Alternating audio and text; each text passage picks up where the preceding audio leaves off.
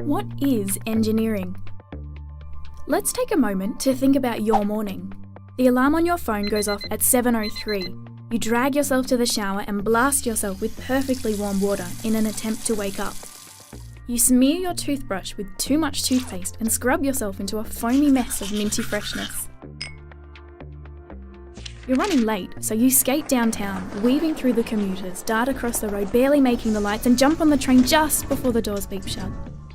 There's a couple of stops to go, so you pull out your phone and play a few games of Angry Birds. Alarms, trains, traffic lights, video games, toothpaste, all these things were made possible by engineers. But what prompts an engineer to improve our world?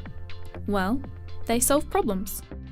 Problems are an engineer's inspiration, and maths and science are the creative tools they use to solve them.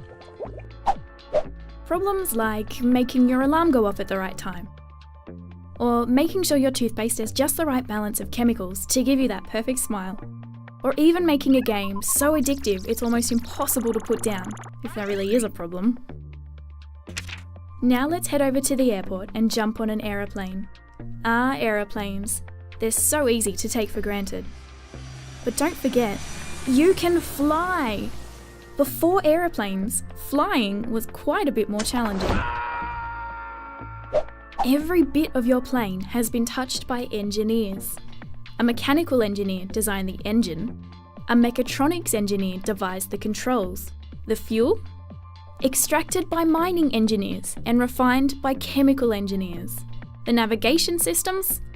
Electrical and software engineers created those. Yep, a whole team of engineers. Now we've landed in Dubai, home of the Burj Khalifa. It's the world's tallest building at 829.8 metres high. It's also in one of the world's hottest environments, reaching up to 50 degrees in summer. One of the difficulties of building the Burj was trying to figure out how to set 45,000 cubic metres of reinforced concrete in such extreme weather. The solution?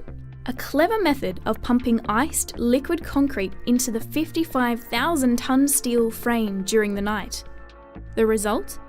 A building that's vertically over 800 metres high, rather than horizontally all over the ground. Now let's jump into our time machine and go back to Saturday. Saturday, March 1932. The Sydney Harbour Bridge is about to open. The bridge is a marvel of civil engineering, and a pretty cool place to set off some fireworks. Since 1815, people had been talking about building a bridge to connect the two sides of the harbour.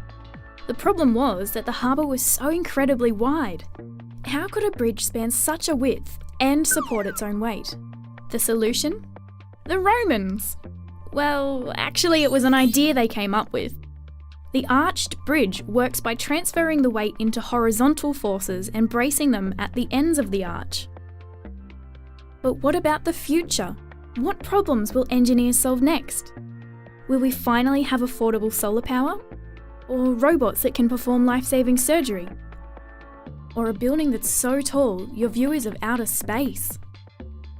Or how about finally engineering a working hoverboard? Seriously, we've waited long enough. So what is engineering? It's solving problems. It's taking crazy, out there ideas and seeing if they're actually possible. And when they are, the idea is shared with the world to make all our lives better.